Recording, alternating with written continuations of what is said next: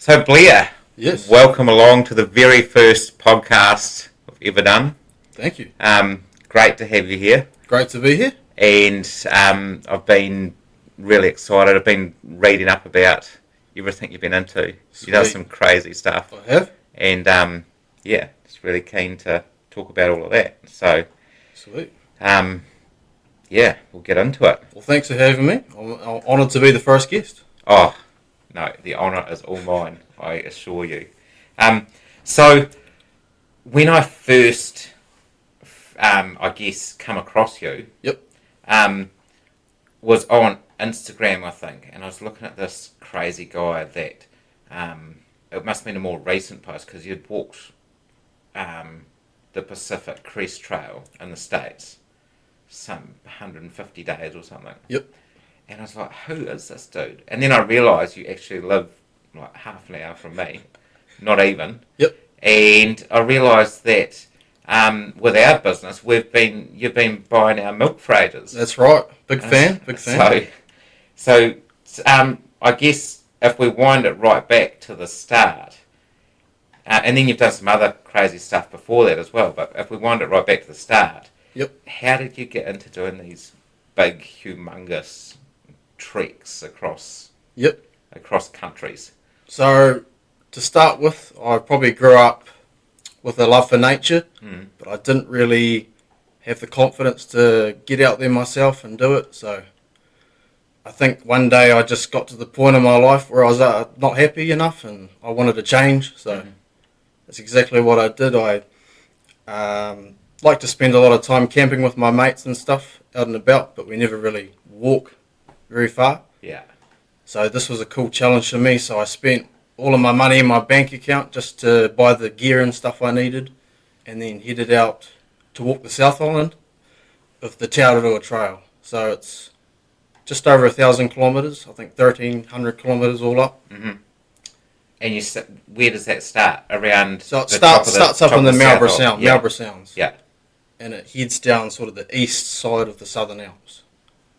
That's crazy. So that ended up taking me 3 months altogether. And so before that, so you decided you wanted to do this, walk the length of the South Island, but not on the road. No.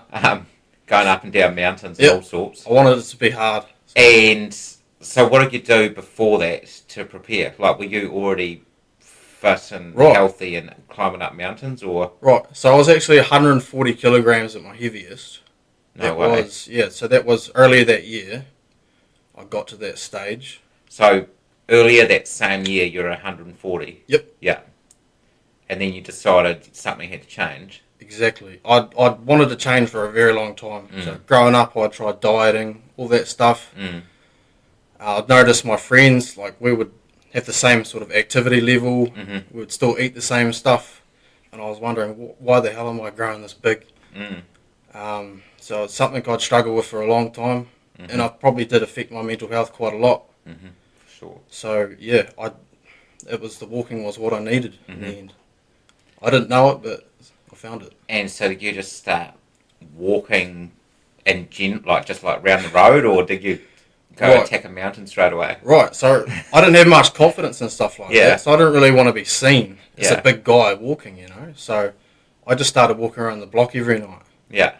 Just a little bit every night. And I think it was about 3 months before I started walking I did that. And I managed to lose about 20 kilograms just doing that.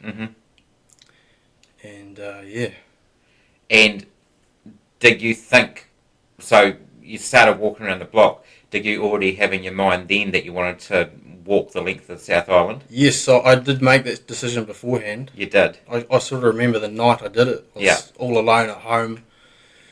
And I just thought, I'm going to do this. And did you tell anyone?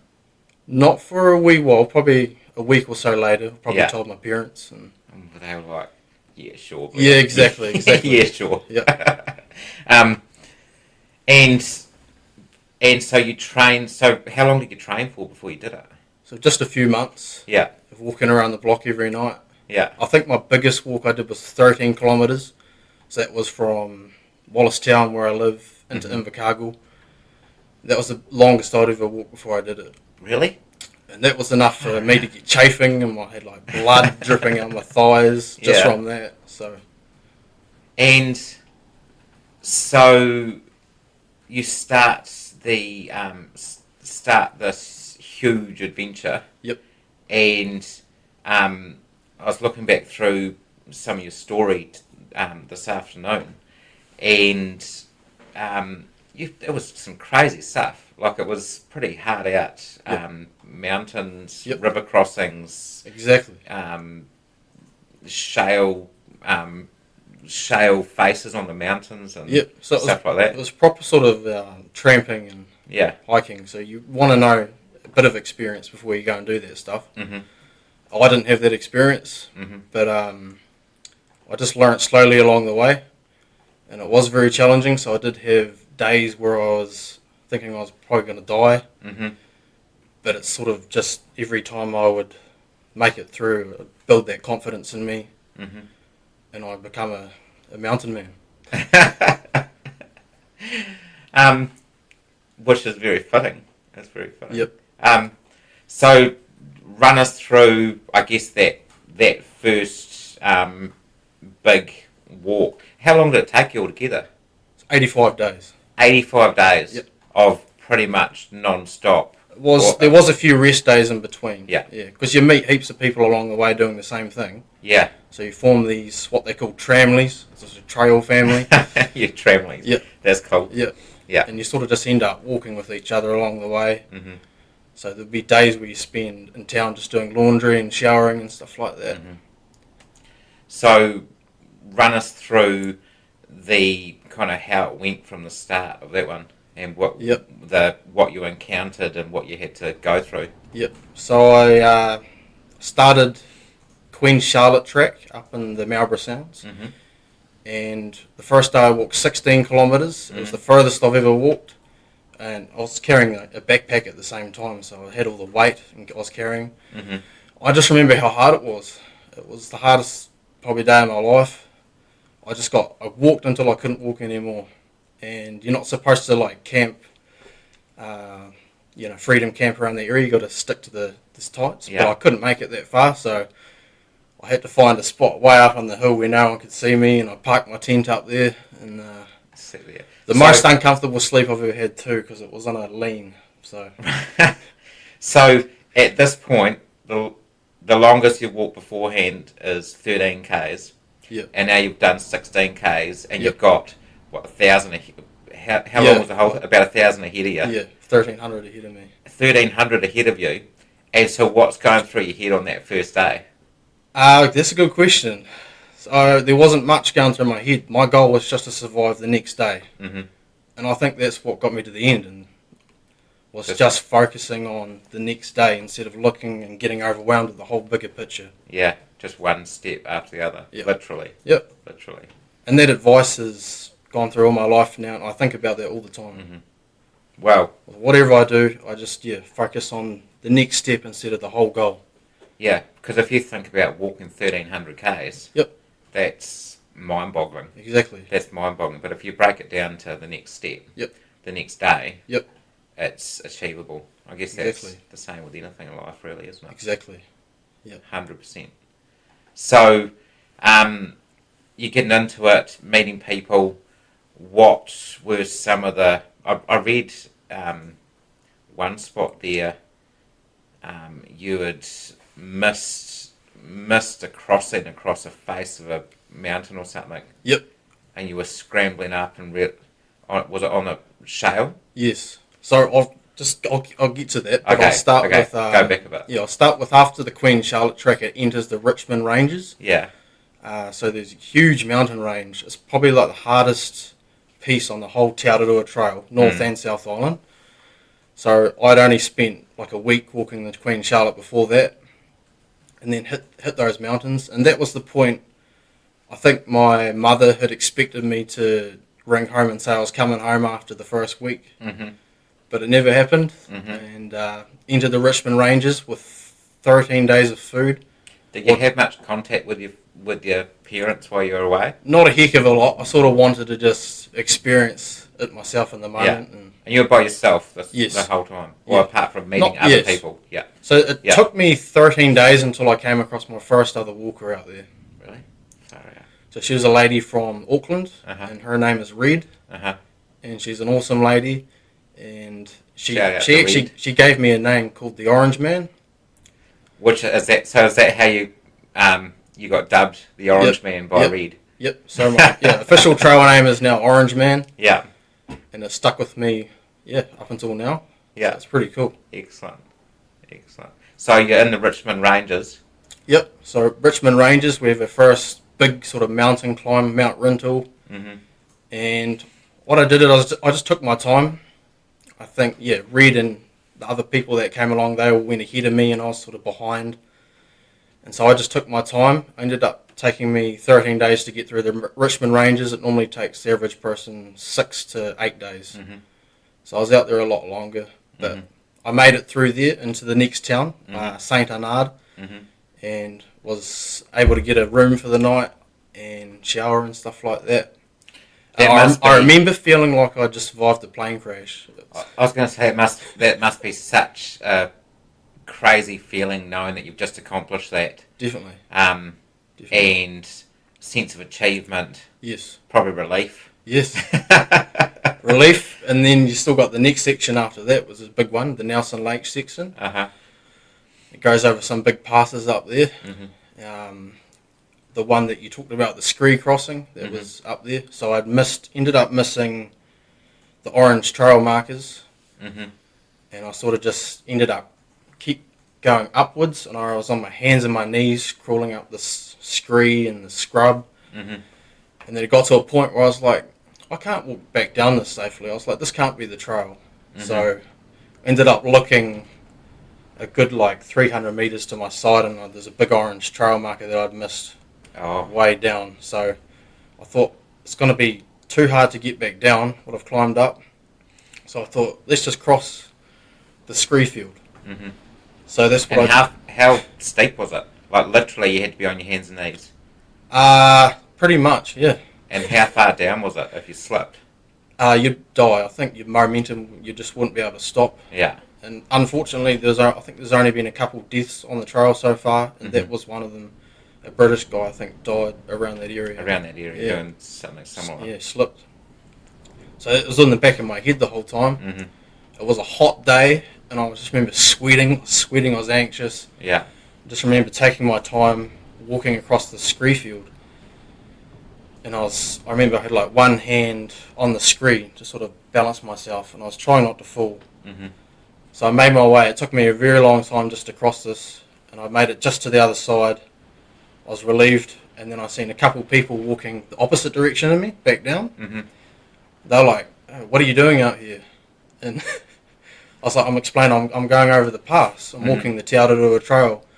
They're like, oh, you should turn back now. Like, it's too late. It's way too dangerous to try and do that. And I was like, oh, well, thank you very much. I was like, but I think the top's just up there, so I'm just going to try and keep going. Oh, I haven't come this far. I've only come this far. Thank you very much. Yeah, they really wanted me to camp down there.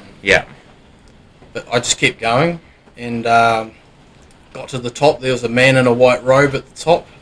I thought I'm hallucinating. Were you hallucinating? Yeah, man in a white robe, and then looked like a Nepalese boy. Yeah. I was wondering what the hell's going on, and he pulls out a lolly out of his pocket. It tasted like it'd been in there a while. I said, thank you very much. And what was he? Was he just walking over there as well? I think it was just his son, and he was just walking up there. Oh yeah. Big white beard. I still to this day don't. You thought you might have met your maker. I might have. I still to this day don't actually know if it was 100% actually happened, but I think it did. Yeah. And I made it to the top, and I told him what the other people had told me, that you just went, pfft, and I just kept walking down the other side, and no problems. Excellent. So, I guess every day you would have been building up more confidence and getting more comfortable with what you were doing, Yep. were there any points that you seriously considered chucking it in and just going home? Not really, to be honest. Mm-hmm. I just enjoyed the freedom that much that Mm-hmm. I wanted to be out there and struggle. Mm-hmm. There was a point where I got to Arthur's Pass, so it's about just over a month into it, Mm-hmm. and I had my brother pick me up from Christchurch, drove me Mm-hmm. all the way back there for the night, Mm-hmm. because I had a very bad illness, a gastroenteritis bug, Mm-hmm. which I'd been on the trail with for a Mm-hmm. couple of days, and it really mucked me up. Yeah.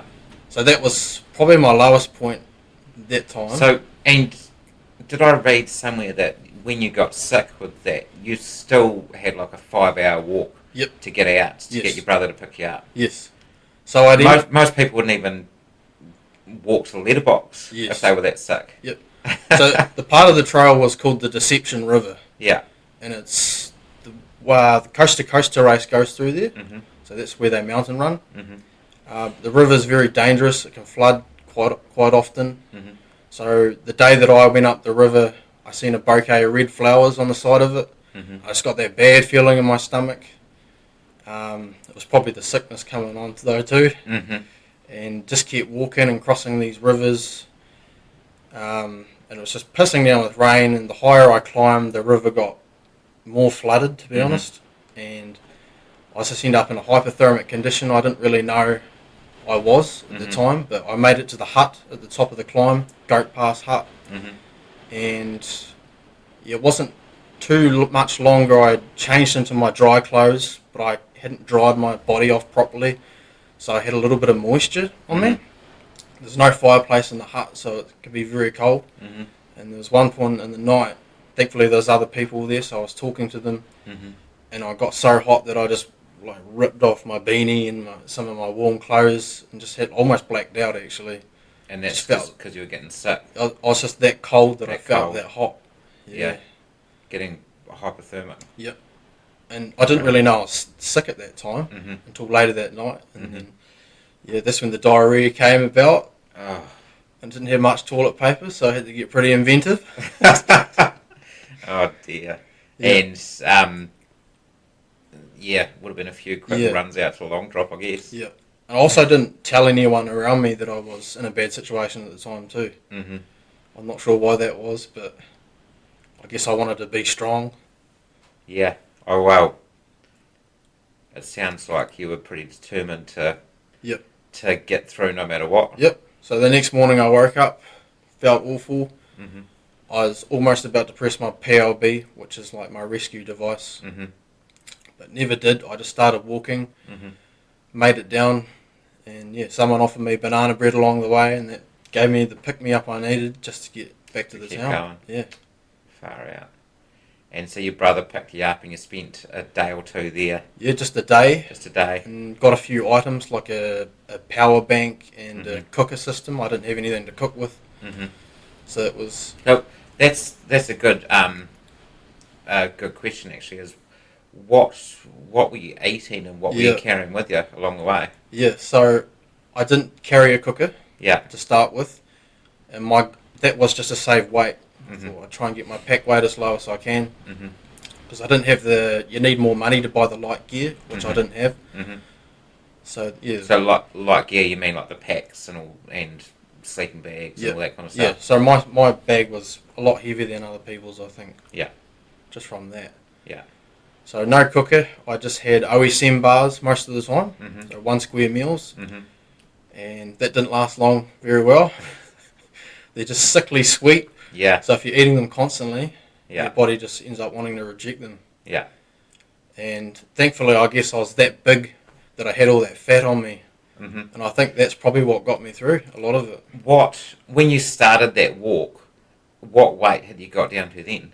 So I was 113 kilograms by the time I started the walk. Oh yeah. Down from 140. Down from 140. Yes.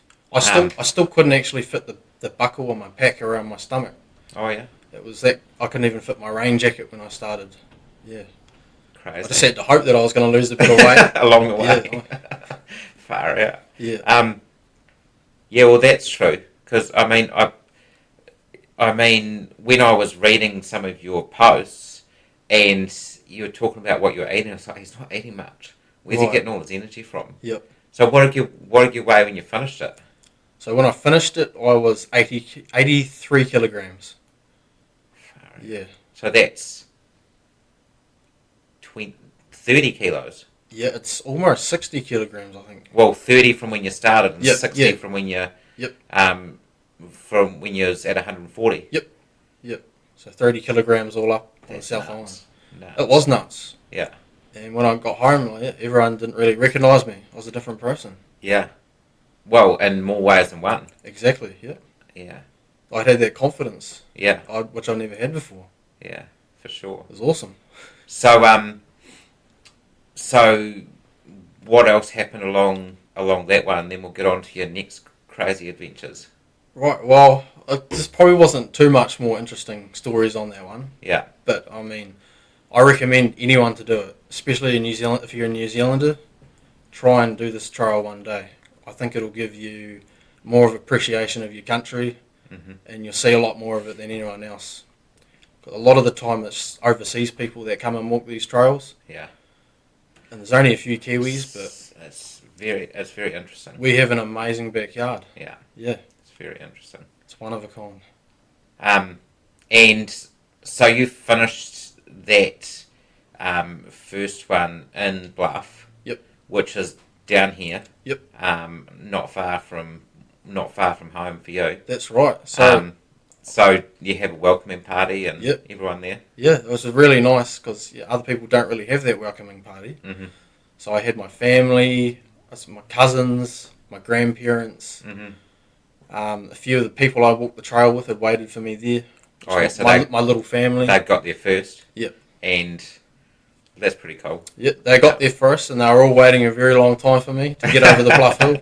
But I really just wanted to take it really slowly in those last moments and take it all in. Yeah. Yeah. Oh, that's crazy.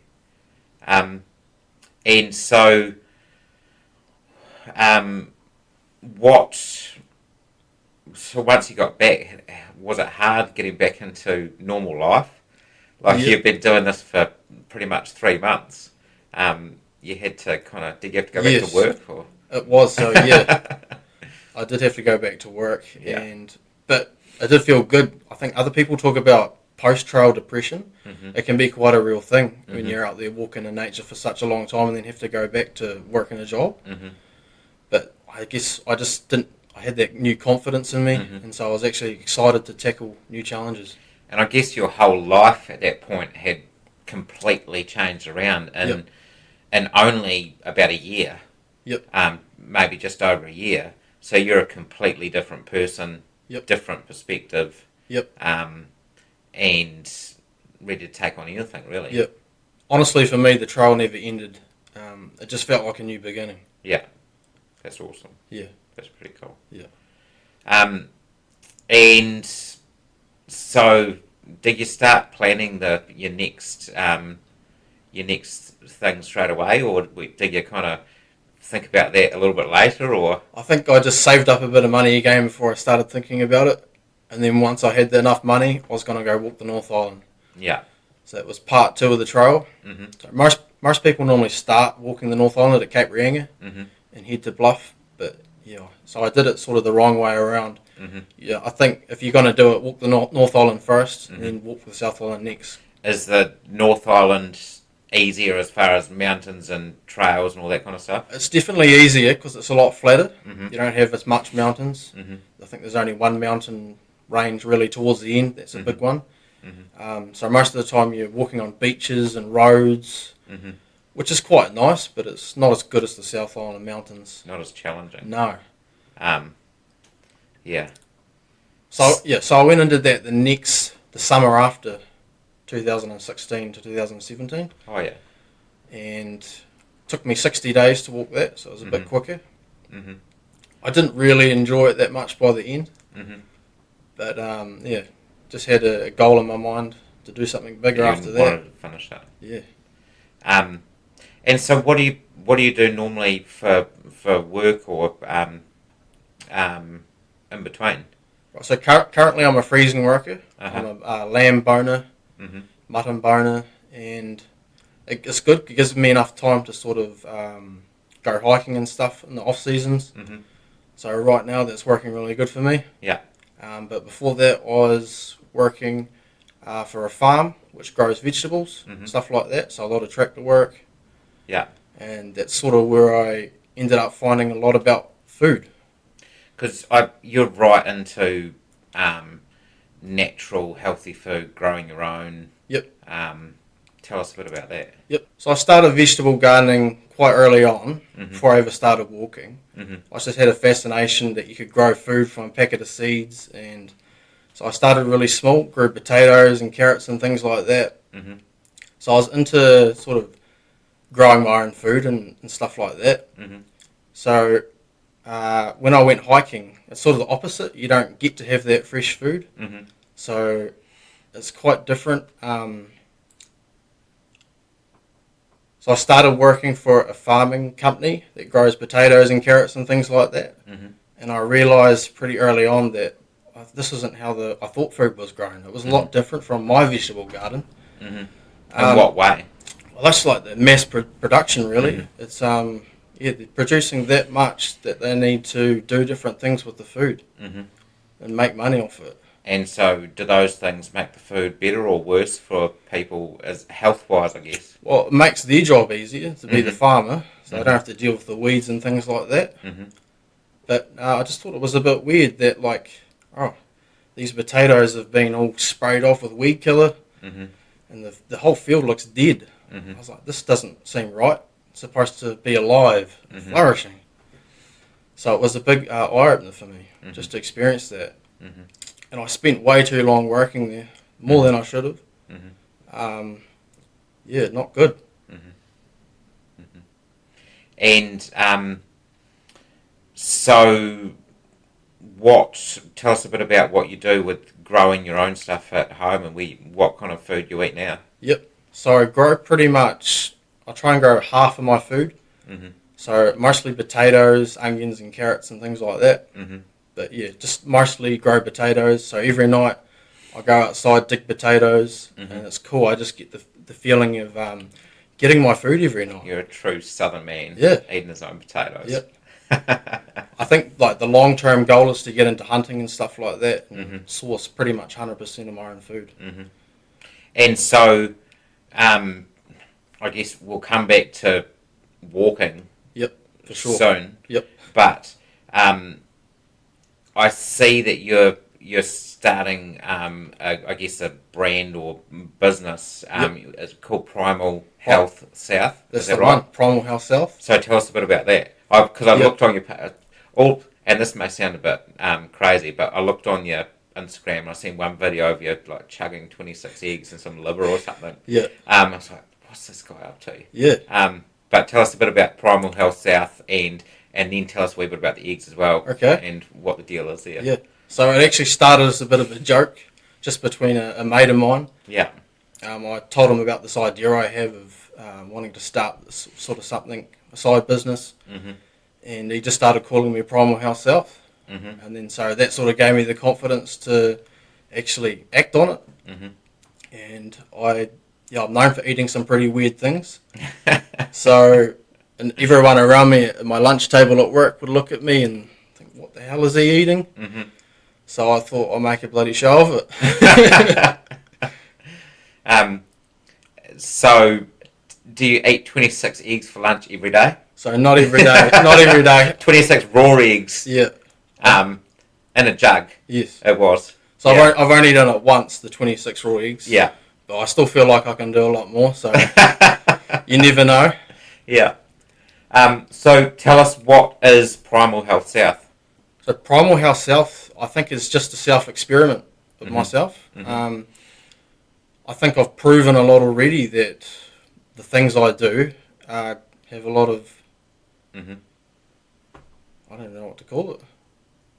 Benefits. Yeah. And so is your purpose with Primal Health South to share your experience and help others Exactly. with that? Yep. So I'm not after any sort of attention or fame like from that. I just want to prove to myself and to my friends that what I do, I know. Yeah, I want to walk the walk before I talk the talk. I feel like I've done that. I've lost a lot of weight I think you've definitely walked the walk several times. Yes. That's really cool. That's really cool. Yep. I'll be interested to follow that. Yeah, so there's a lot more I've got in mind for it. Mm-hmm. Of a lot of things I want to do and accomplish. Mm-hmm. I've got these big goals, and so I started walking. Well, after my hiking, I started walking with weight, which was a big turnaround for me. I thought I lost all this weight, and now I'm going to chuck it back on. I've seen a video of you going for a run at the Longwoods or something. Yep. With heaps of weight on. Yep. Tell us about it. Was I carrying a rock or? A rock. Yeah. You had a rock. Yeah. What was the rock for? Just to look cool, really.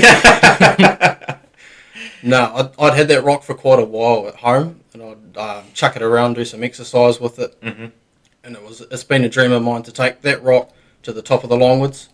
So I haven't done that yet, but I did take it on a run one day. I think it was about 5k, and that was probably actually one of my first runs I've ever run, because I was doing it with a rock. And when you take it to the top of the Longwoods, are you going to leave it there as a wee? I think I'm going to try and bring it back down. You're going to bring it back down the same day. Yeah, why not? Oh, far out. But yeah, there's a lot of things like that I want to do. Yeah. So there's a Guinness World Record I'm going to try and get before the end of the year. Can you tell us about that? I will. It's the fastest half marathon carrying 60 kilograms. Fastest. And what's the record? So it's just under 4 hours. What? Hold on. I know nothing about marathons. What's a normal marathon, half marathon speed? Right. I've actually got I think probably takes the average person, if you're a good runner, just under 2 hours. Okay. Yeah. So you're going to chuck 60 kilos on. Yep. And try and do it in how long? In just under 4 hours. Just under 4 hours. And I will admit, I have tried it before. Mm-hmm. It'd been set by a guy in the UK. Mm-hmm. He's like this army guy. He's real buff, and he posts all this stuff about it. And I thought this would be pretty cool if he gets it, and then on the next day I can get it back off him. I thought that'd be pretty cool. So you're going to try and pop him at the post and give him a day after? Yeah. So that's exactly what I did. I went out to the Longwoods, and I put all the weight plates in my bag, made sure it was a little bit heavier than his, just for fun. And then for bragging rights. Yeah. And then I just went up and down this little bit of a road, which was the flattest part, and I made it just under 12 kilometres. So the half marathon is 21 kilometres. I made it to 12 kilometres, and my feet just felt like I was walking on glass. I had some big blisters, and it just was too painful. I really wanted to push through the pain. So I feel like I had more energy to keep going, but it was just the feet that let me down that time. So I've learnt my lesson now, and I'm going to go back and try it again. And I think my feet are a lot harder now. I've been doing a lot of work, so I'm going to get that. And then I've got a plan to the fastest, heaviest mile ever carried. So my goal... Fastest, heaviest mile? Yep. And what's the record on that now? So I don't think there is an official record on it. Oh, so you're going to make the record? I'm going to make the record.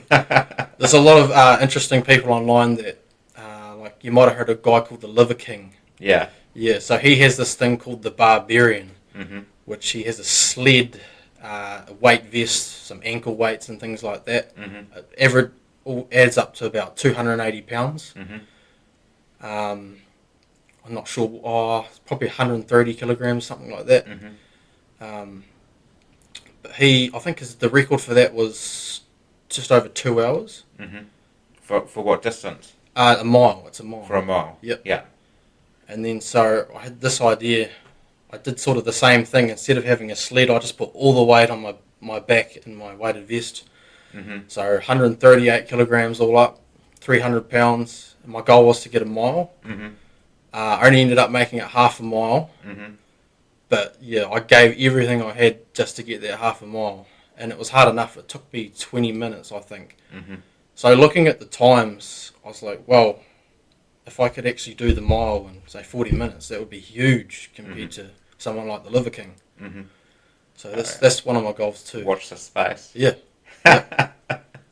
So, going back to walking for a bit, so it just actually amazes me every time I think about it and look through what you've done. So you started 140 kilos, walking around the block at night, Yep. to walking the length of the South Island, then the North Island. Yep.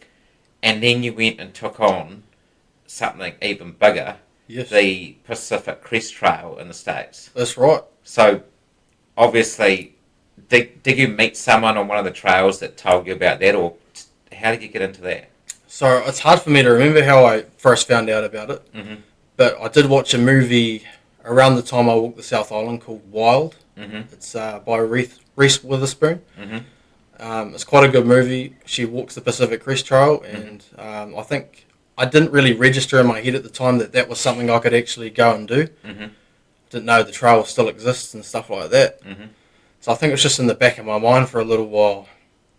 And then once I had the money and I had the time, I thought that's exactly what I want to go and do. So, was that 2019? So yeah, April 2019. And so, tell us a bit about that, the Pacific Crest Trail. Yep. Where do you go from? What's the distance? How long does it take? Yep. So it's a just over 4,000 kilometre trail. 4,000. 4,000. It spans from the border of Mexico all the way to the border of Canada. And it goes through California, Oregon and Washington. Mm-hmm. And it follows the Pacific Crest, which is pretty much over the mountains. Mm-hmm. So, yeah, just 156 days all up it took me. Mm-hmm. Started out in the desert, ended up going into the High Sierra Mountains, which are the tallest mountains in the US. Mm-hmm. And, yeah. And did you do that by yourself, apart from meeting people, or Yep. take a buddy Yep. with you? So it was my first ever trip overseas and stuff like that. I was still by myself. Only thing I had was a backpack Mm-hmm. with all my gear in it. Uh-huh. And thankfully there was a lovely couple that called Scout and Frodo, Mm-hmm. and they live in San Diego. Mm-hmm. So all I had to do was fly over there and then get to their house. Mm-hmm. And then once I was at their house, they have a huge amount of hikers that stay there before Mm-hmm. they start, and they drive them out to the start of the trail, give them all the advice and things they need, Mm-hmm. and get them going. So that really helped me out a lot. Mm-hmm. Was just having that start. So that's a whole nother level from what you've done before Yes. at that point. Yep. So 156 days, that's 6 months. Yes. Run us through, my mind boggles even thinking about it. It's nuts. Yep. You start off, you must be walking for weeks at a time without any real civilization Yep. in between. So I think it starts out every few days as a wee town, Mm-hmm. and then as you get longer into it, I think the biggest stretch is a week or two Mm-hmm. in the mountains.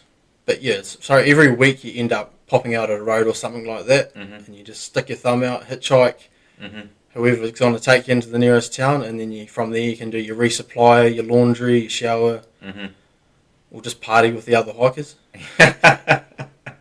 And then head back to the trail and keep And going. then head back to the trail and just keep doing it over and over again. Far out. But it's amazing. It's Yeah. an amazing way to travel, I think. Yeah, for sure. Yeah. So tell us about some of the highs and lows of that trip. Yep. So the big thing that people ask me about is the animal encounters. Yeah, because it's not like New Zealand. There's No. the old Weka or Kiwi aren't going to really do No. much in New Zealand, are they? No, that's right. So I had rattlesnakes to deal with in the desert. I had one try and bite my hand. I was silly Really? enough to try and take a photo of it. So I put I had like a sun umbrella, Mm-hmm. which protects me from the sun. So I tied my GoPro to the end of that umbrella, stuck it over the rattlesnake, and then the snake was smart enough to actually go for my hand and not the camera. Oh, yeah. Yeah, so I went straight for my hand. I pulled back. I think I still got the photos of it actually happening in live time. So it's pretty Far cool. out. But yeah, I ended up having like the liquid or the venom on my hand. Got that So close. I got that close. Yeah. Shit. And what about any bears or anything like that? Did you Yeah. see any bears? Definitely. So in the desert, actually, I wasn't expecting to see a bear in the desert, but I had stopped for a pee on the side of the trail one day, and I heard this weird noise. It sounded like a bird that I hadn't ever heard before, Mm. and it kept getting closer and closer. And then I looked to my side, and I see a baby deer running down the side of a mountain with a huge, big black beard behind it, chasing right after it. Oh, yeah. And so it passed me, and thankfully it didn't see me. It was going that fast. How, like, past you pretty close? Pretty close. Off probably 30 metres away or so. Far out. And I seen it all happening. It all happened so fast, and then it stopped right after it passed me. Mm. The noise stopped, so it actually it got the deer at that point, and I was just standing there like, whoa. And so, were you? What did you do to prepare for that? Like, did anyone tell you how to prepare for bears or mountain lions or snakes? Not at all. I think. Or do people not realise that in New Zealand we don't actually know what they are? Exactly. So yeah, I learned the hard way, but thankfully it wasn't too scary. Mm-hmm. They're black bears, so they're not the grizzly bears. Mm-hmm. I did have a couple more encounters along the way on the trail, but they weren't as bad as that one. Mm-hmm. So they are pretty chill if you're chill around them. Mm-hmm. Yeah. Just don't get up in their business. Yeah. Yeah. That's right.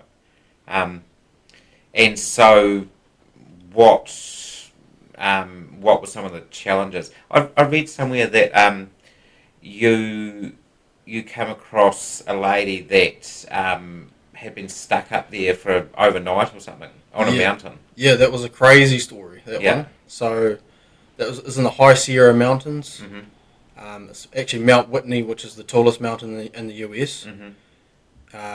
So it was actually 160% above average snow year when I did it. Mm-hmm. So the mountain range I was supposed to pass through was heavily covered in snow, and it made a lot of people quit the trail or move to different points in the trail just to avoid it. Mm-hmm.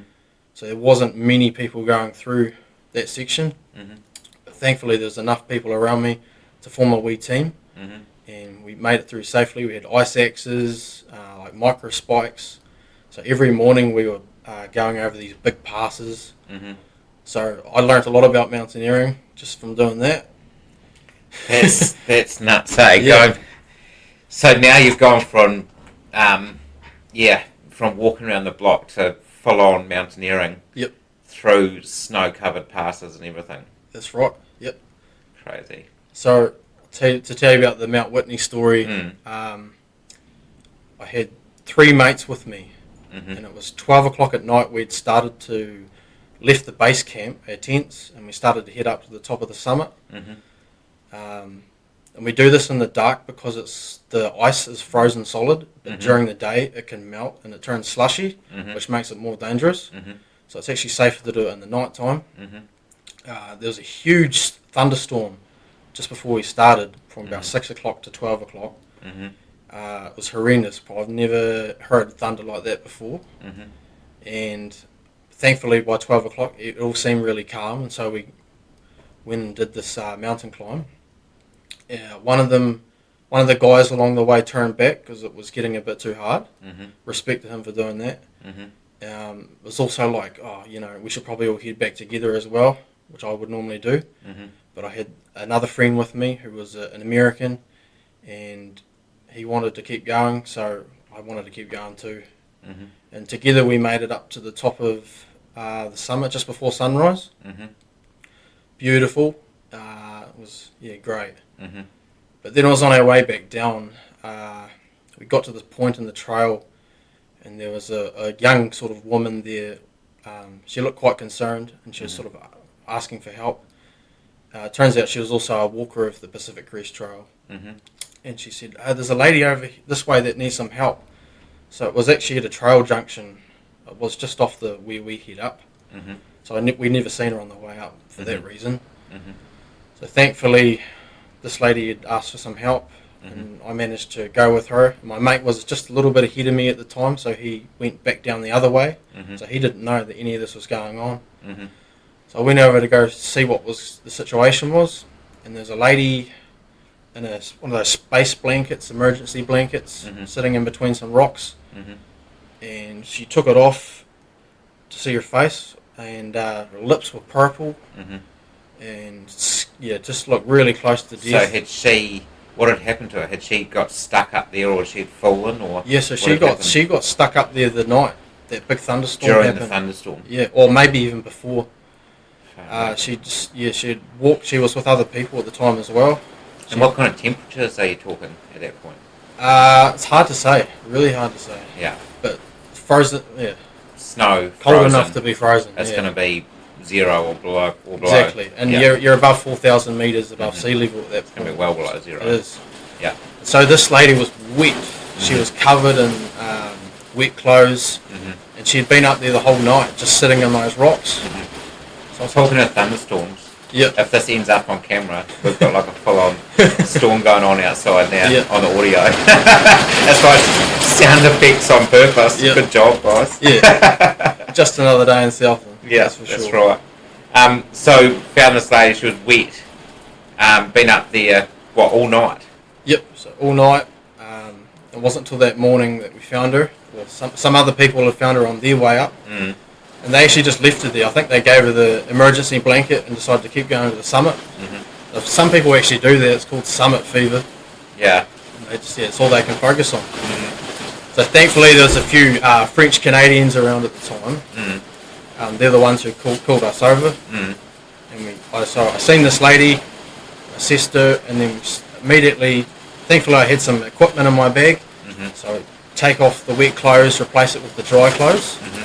And then I had some sheet we laid on the ground, and then we huddled over it, so to use their body warmth. Yeah. And it took us about 5 hours all up. We were trying to talk to her the whole time. It was really hard to though. She was, she was in a really bad state. She couldn't really talk. And so, how did you get help for her? Were you able to call someone? Yeah, or? so my mate who had made it ahead of me down the mountain, someone had told him that what was going on, so he turned back and headed back up and found us, and he had a weird device. So he was messaging his father back in San Francisco. Oh, yeah. And, they had communication. Apparently the rescue service has known about it the whole time. Oh, really? That whole night. It's just that they were looking for another body in the area at that time. It was only a few days someone had gone missing. Oh, yeah. So all these emergency resources were busy doing other things. So that was a big lesson for me was, okay, don't ever rely on emergency services. Yeah. Well, unfortunately, yeah. I guess it's kind of... I have this thought sometimes is, no, you've got to act as if no one's coming to help. Exactly. In lots of situations, whether it's life and death like that, or business or life in general. Yep. You've got to rely on yourself only. Exactly. Yeah. Yep. Self-reliance. Self-reliance is pretty key. Yep. Pretty key. So how did she end up being okay? How did she end up getting out? Yeah. So we ended up carrying her over to a spot of sun. It was the only spot of sun that had made it across the other side of the mountain. And we just sat her there and then just slowly seen her come back to life, which was incredible. And by that time we had some forest rangers, US forest rangers, that were heading up the mountain to sort of look for this other body, and they notified their people, and so they ended up having a helicopter come and pick her up from a spot. Oh, yeah. Which is crazy. And it's crazy, I still actually talk to her this day. You do? Yeah. Well, I guess it's those kinds of events that really bond people together, isn't it? Yeah, for sure. Yeah. So, how far into the trip was that? So that was a few months into the trip, so. Just a few months. Yeah. That's one of the biggest things that's ever happened to me. And so, tell us about. I'm interested. You got towards the end, and you didn't quite make it to the Canadian border on foot. That's right. Tell us about that. Yeah. 'Cause I'm really interested to know what was going through your head and what you were thinking and doing and what happened. Yeah. So I'd made it 180 miles to the Canadian border, which was the finish for me. And it was just getting a little bit too late in the year It wasn't actually that late, but there was a early snowstorm. I think it was the earliest in 100 or so years or something like that came through. And it just happened overnight. I just, seen the snow coming, set up my tent, and by the morning, just everything was frozen and pretty much up to my knees in snow. And it was really cold. I didn't have enough gear with me to sort of stay warm. The interesting thing is, looking at some of your photos, Yes. every photo I see, you're in shorts. Yeah. Almost all of them shorts and t-shirt. Yeah. I'm shorts and t-shirt pretty much every day of the year. Because you're born and bred in Southland, That's I guess. right, yeah. But, so basically you got 180 miles from the end. Yep. And you end up getting snowed in, basically. Yes. And so would it have been possible to finish on foot? So it would have been, but you would have had to give it a bit more time. I just didn't have that time because I had my flights already booked. You had to get on the plane. I had to go. Yeah. I had some people to visit in Canada before I left. And so that was the end of my journey, which was quite a good way to end it, I think, in the end, because I had in my head in the whole time that I was going to make it there. But usually I can see that happening before it happens, and this trip I couldn't ever see that happening. But I was that close, I thought I was going to make it.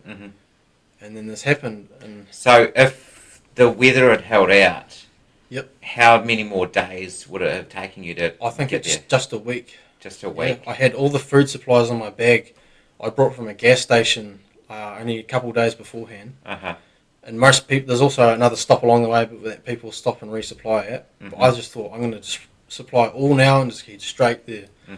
So I had mostly Pop-Tarts, Kit Kats, cinnamon buns, all that processed food garbage. The worst things you could think of, just pure sugar. Yeah. That was pretty much what I was eating the whole time. Because in these small towns, they don't have a lot of fresh produce, if any. No meat, no vegetables you can buy.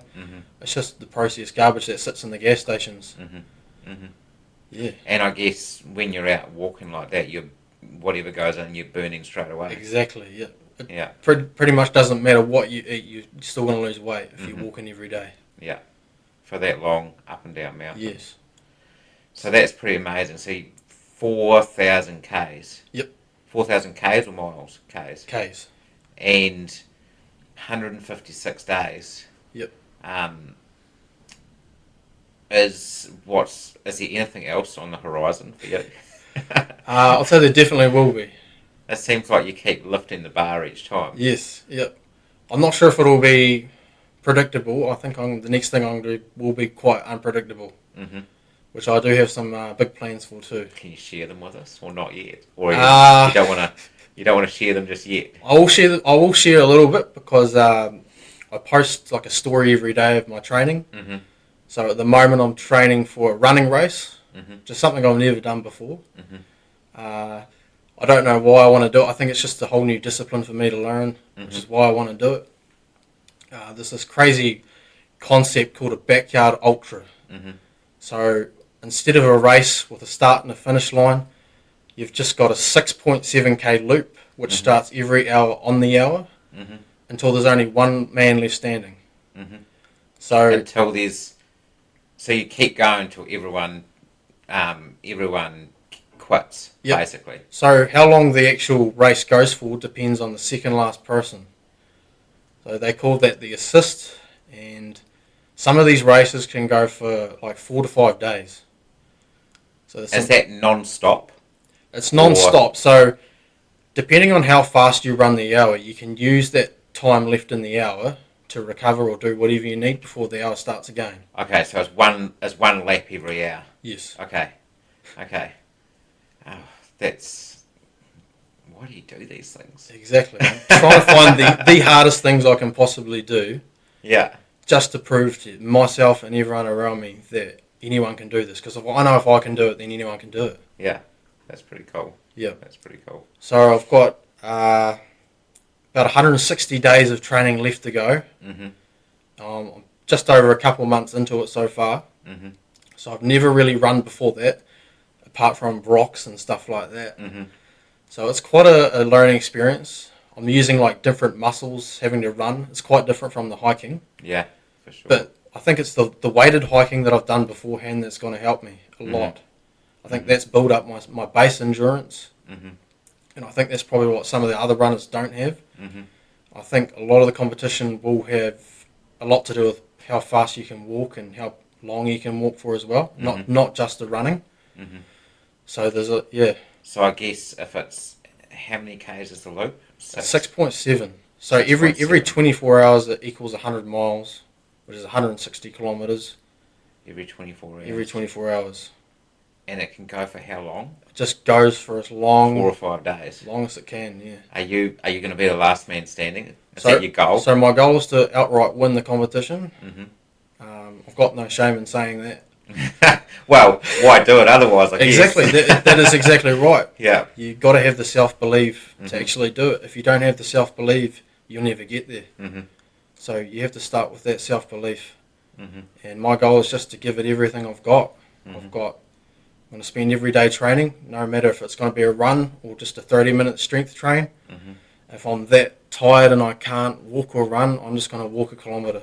The point is just to keep doing something every day to build that discipline in my head that I can keep going when things get tough. And I think that's going to help me win.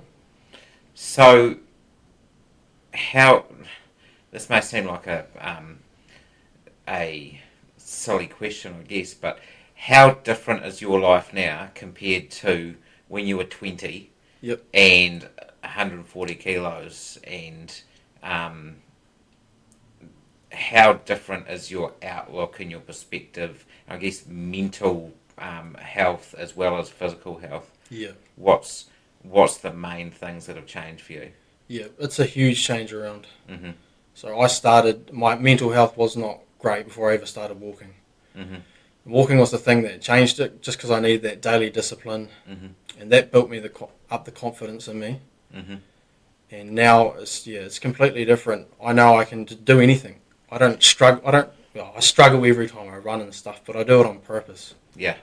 So I guess that's a really important lesson for anyone. Is half the battle, or even more than half the battle, is in your head. Yes. Really. Yep. If you believe you can do it, you'll be able to do it. Absolutely. And physically, you might fail sometimes, but absolutely, as long as you keep going, absolutely, and determined.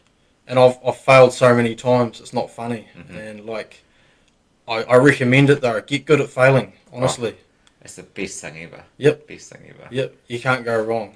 I say to some of the guys that I work with, and basically, sometimes when people muck up or make a mistake, they thought, oh, sorry, it's so, it's really bad. Yep. And that's fine. The only difference is when I make mistakes, which is all the time, is there's no one actually to tell me that I made a mistake. I've got to tell myself. Yep. Unless someone's there to see it. But that failure, readjusting, going again, is what makes people better and stronger. Absolutely. I think we focus on perfection too much of the time, and it's the progression that is what counts. That's there's a guy that I want to get onto another podcast. One of his sayings is, "Don't let perfection get in the way of progress." Awesome. Yep. Which is exactly right, isn't it? Absolutely. And because you're gonna fail. You've got a goal. You're gonna fail. So you just get good at failing, and you end up just keep trying, and you'll get there in the end. Yeah, for sure. Right. Have you got any parting thoughts, or is there anything we've missed that we haven't talked about? I'm not sure, but if there is, we can do it again if you want. We'll be back. I'm sure we'll be back again, especially after you've gone and run, done this backyard ultra. I'd love to. Maybe crazy. The next time I'm back here, I would have won it. Maybe we'll see. Well, I believe in you. I think you can do it. Yep. Thank you very much. And although the hiking and walking is very interesting, I'd like to do that someday. Yep. Maybe not quite to that extent, but the running, I'm not sure. I met a guy that did God Zone, Fiordland God Zone. Yep. And it's a crazy crazy amount of work and preparation goes into it Yes. for a huge race. Yep. Yeah, it's very interesting. Do you have any parting thoughts or messages? Where can people find you on Instagram? So you've got 2 Instagrams at the moment for... Yep. Tell us what they are. So my main one is A World in Orange. Mm-hmm. So it's all one word, just A World in Orange. Mm-hmm.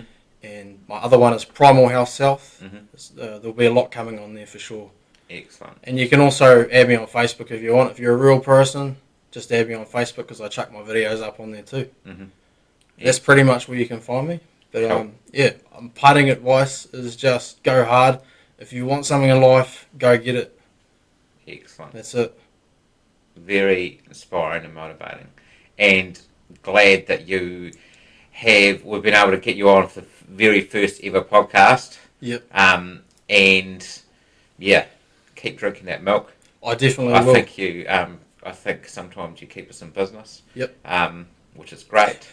And yeah, really keen to keep watching your story and your adventures and see what happens next. Awesome. Excellent. Well, thanks for making the milk. Wow. Thank you. Excellent. Pleasure. Right. Thank you We'll very see much. you next time. Will Good do. luck. Thank you.